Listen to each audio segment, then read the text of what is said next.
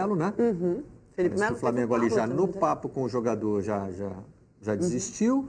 E o Pablo, que é o nosso próximo assunto. Nós vamos a São Paulo daqui a pouco saber da reviravolta no caso do Pablo, né? O Flamengo chegou a fazer proposta, o Atlético Paranaense não aceitou e parou por aí. Também não teve né? Não teve um nem eu nem você, nada disso. O Flamengo não quis avançar.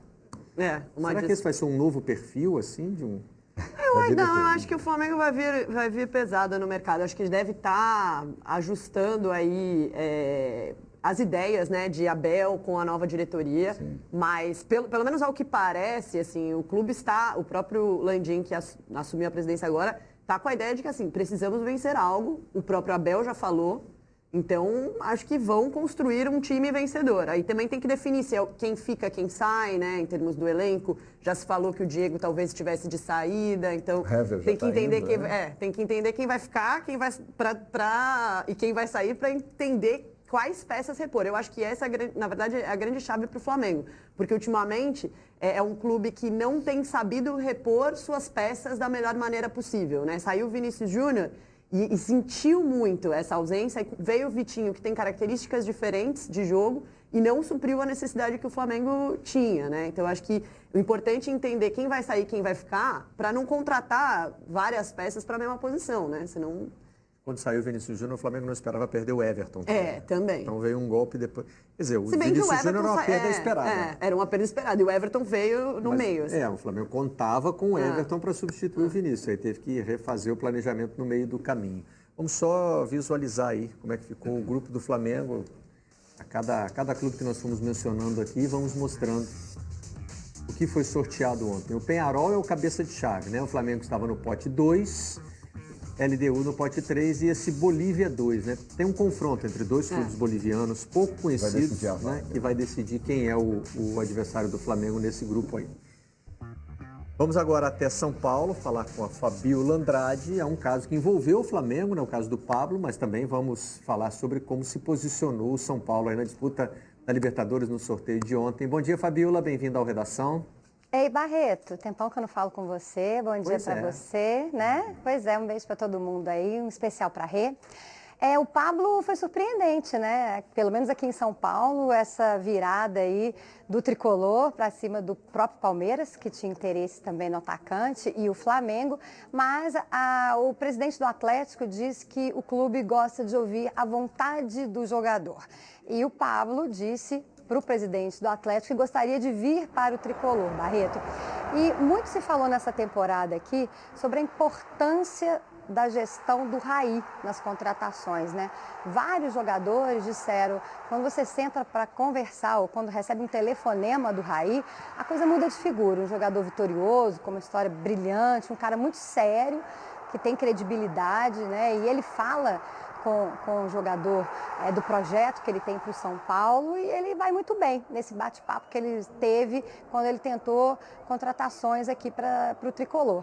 Então o Pablo queria vir para o São Paulo, por isso que deve fechar esse acordo aí, esse atacante, né? São por 4 temporadas, é o que se fala, para o Pablo vir aqui para o São Paulo. Ainda não se sabe exatamente se terão jogadores aí emprestados ou envolvidos na negociação, mas o Pablo realmente quer vir para cá, para o São Paulo. E eu acho que o bate-papo com o Raí tem um peso muito grande nessa decisão do atleta. Acho que é uma excelente contratação. Tá meio que confirmado, mas não foi anunciado, não foi isso? Tá... Tem um acerto. Tem um acerto, mas não... Faltando alguma coisa. Quais seriam as bases dessa transação? Alguém tem notícias dos números, Fabio? Porque a gente ficou sabendo de uma proposta de 6 milhões de euros feita pelo Flamengo, mas o Atlético queria 10, que se não me engano é o valor da multa. Eu tinha visto alguma coisa de 30 e poucos milhões de reais, né? Que acho que é 10 milhões de euros. 10 milhões de euros. O presidente do Atlético disse que não aceita falar menos de 10 milhões de euros. Ele queria no mínimo 10 milhões de euros pelo Pablo e até por isso que a negociação com o Flamengo e com o Palmeiras não andou. Então a gente não sabe exatamente como é que o São Paulo vai...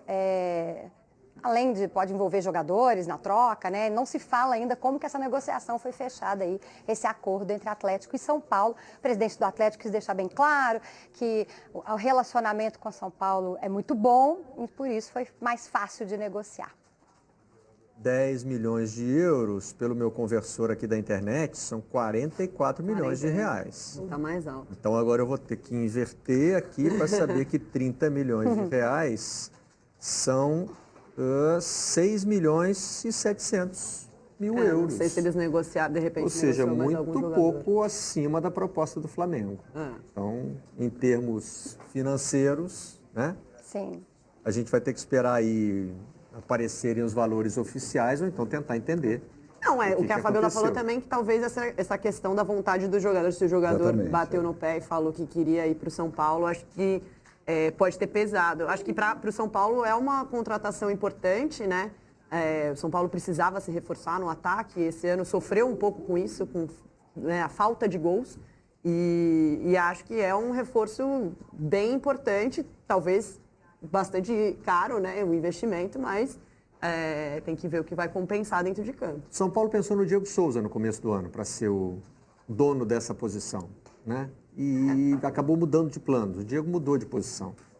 Exatamente. Né? É porque São Paulo trouxe o Trellis e acabou, na verdade, não se definindo muito. Exatamente, ao longo da eu acho que esse é o problema. Primeiro porque o Diego Souza, por origem, não é um camisa 9, né? Então, eu confesso que, né, pela minha opinião, eu acho complicado você pegar um jogador de 30 e poucos anos e falar, então, agora você vai atuar em outra posição. O perfil dele não era esse.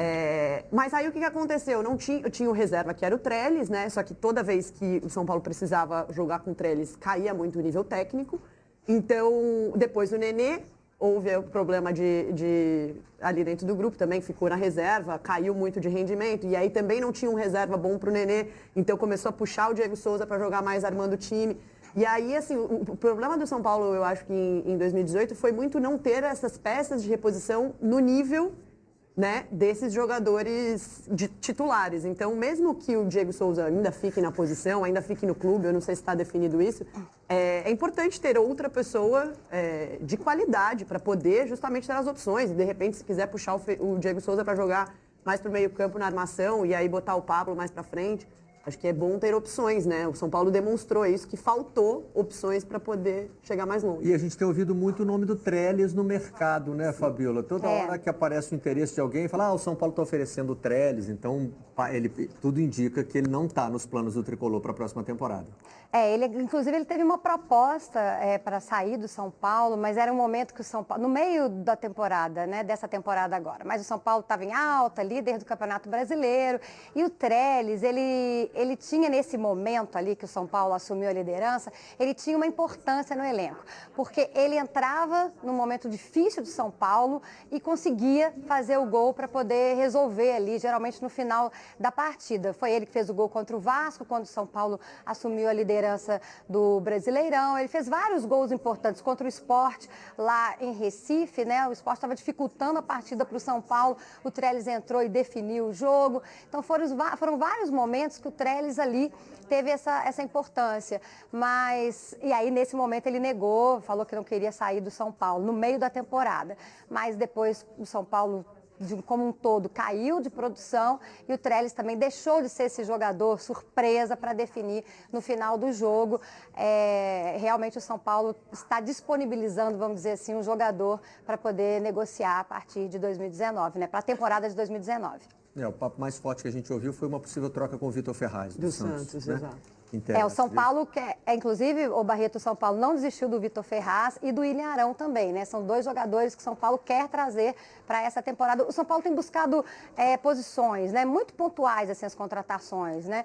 E o Vitor Ferraz, o lateral, e o William Arão são esses dois jogadores que o Jardine quer para poder compor aí e